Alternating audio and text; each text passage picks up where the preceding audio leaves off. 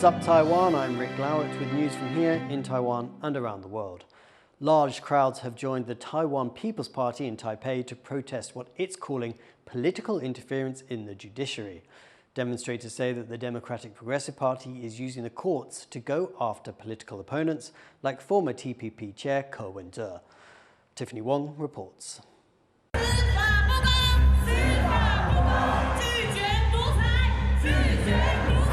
Here on Justice's Day in Taiwan, the opposition Taiwan People's Party is protesting what they call an abuse of power in the court system by the ruling Democratic Progressive Party and the president, Lai Ching-te. DPP, free KP! DPP, free KP! Protesters are angry over the decision to put former Taipei mayor and TPP founder Ko Wen-je back in detention. Ko is charged with acts of corruption during his time as mayor, as well as during his presidential campaign for the 2024 election. The TPP has not provided any evidence of interference by the president or the DPP, but the anger has spread, including to some young people who say they used to be DPP supporters. 问题在证据还不够充分。目前检察官所掌握的证据都只是猜测，那用这种方式就把人压这么久，我觉得不合理。我本身是民进党的支持者，可是我也觉得这样是不合理的。柯文哲已经是他的交保金额已经是史上政治人物最高的记录，那最后还搭配了电子脚镣，这都不说，但最后好像就是有点在玩弄的手法，最后还是把他给关回去了。The TPP says they are trying to restore justice to the legal system. 最重要的宗旨、最重要的目的，就是人民对于绿色的威权站出来发出怒吼，要求赖清德还给台湾人民应该有的司法正义。But more issues are plaguing the judiciary, whose top court currently stands half empty as the divided legislature cannot agree on appointing any of the president's nominees. And it's further polarized by recently passed amendments that could put a halt to the top court completely, meaning that politicians and citizens alike will be watching this battle closely. Howard Zhang and Tiffany Wong in Taipei for TaiwanPlus. A measles outbreak in Taiwan is growing, with a hospital in central Taiwan reporting 3 new cases in a cluster infection. The country's Centers for Disease Control says the cluster is contained to the hospital with 19 cases so far and has not seen evidence of it spreading. The new infections bring the total number of measles cases in the country this year to 36. The disease is not common in Taiwan as most residents are vaccinated against it. Taiwanese chip giant TSMC's new facility in the US state of Arizona has begun production of advanced 4-nanometer chips for US customers. The milestone was announced by US Commerce Secretary Gina Raimondo. Her department in November finalized a $6.6 billion grant to TSMC. It is one of several leading firms provided funding under the Biden administration's CHIPS Act to begin US-based production of leading semiconductor technology. TSMC is planning to start making the world's most advanced 2-nanometer chips at its second Arizona fab in 2028. The death toll from wildfires raging across Southern California has risen to 11. Firefighters are still struggling to contain multiple fires as 150,000 people remain under mandatory evacuation orders. Tiffany Wong reports.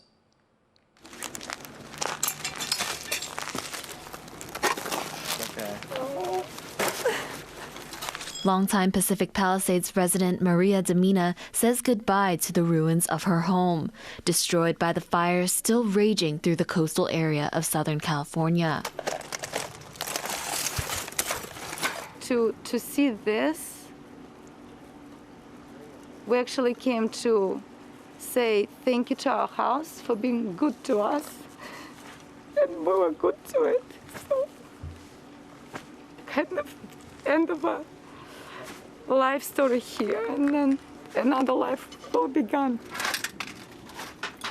Demina's neighborhood was decimated by the largest of the wildfires that have set much of Los Angeles County ablaze for days, spurred by dry conditions and high winds. Better wind conditions on Friday helped fire crews bring the Palisades fire on the West Coast to 8% containment, while the Eaton fire in East LA is only 3% contained. As of Friday evening local time, at least 11 people have been killed in the fires, with the death toll expected to rise once emergency crews are cleared to search the ruins. Thousands of buildings and entire neighborhoods have been destroyed, and over 150,000 people are under mandatory evacuation orders. Another 160,000 face evacuation warnings as the fires continue their path of destruction. The LA County Police Department has also announced a curfew from 6 p.m. to 6 a.m. to prevent looting in evacuation areas. Enforcing a curfew is an important tool that will help keep the burn areas and the evacuated properties secure, keeping looters out. This effort also helps protect public safety personnel who are operating in darkness in very difficult conditions. The police chief says the National Guard will be sent in to help with traffic control in affected areas. As thick clouds of smoke hung over the city, volunteers came together to distribute food, clothing, and toiletries to those in need, as they tried to cheer up displaced residents with some much-needed warmth from the community. Dolphine Chen and Tiffany Wong for TaiwanPlus. Venezuelan President Nicolás Maduro has been inaugurated for a third term after what most of the international community considers to be an illegitimate election win. Meanwhile, the country's opposition says they are preparing for political resistance. Rik Glauert reports. Y que este nuevo periodo presidencial será el periodo de la paz, la prosperidad, la igualdad y la nueva democracia. Lo juro por la historia, lo juro por mi vida, y así cumpliré. President of Venezuela, Nicolás Maduro, is sworn in for a third term after an election victory in July, widely considered fraudulent. It comes as the United States is offering a reward of $25 million for information leading to Maduro's arrest. Supporters of Maduro came out to attend his inauguration ceremony, while the leader of the country's political opposition is calling the president's continued rule a coup. Maduro consolidó el golpe de Estado y la violación a nuestra Constitución. Es hora de hacer lo que sea necesario para restituirla. Machado made the comments in her first public appearance since August, when she went into hiding. She was briefly arrested and released after appearing at a rally the day before inauguration. The candidate the opposition says won, Edmundo González Urrutia, said he would return from exile for the inauguration. But after threats of arrest and violence from the Maduro regime, Machado said now is not the right time. El mundo vendrá a Venezuela a juramentarse como presidente constitucional de Venezuela en el momento correcto, cuando las condiciones sean las adecuadas. While the opposition prepares for resistance, Maduro followed his inauguration with a military ceremony that saw soldiers swear an oath of loyalty. Soldiers who may soon be called on to ensure Maduro faces no challenges from his opponents. Joseph Wu and Rik Glauert for TaiwanPlus. An indigenous community in southeastern Taiwan is protesting a hotel development project in their village.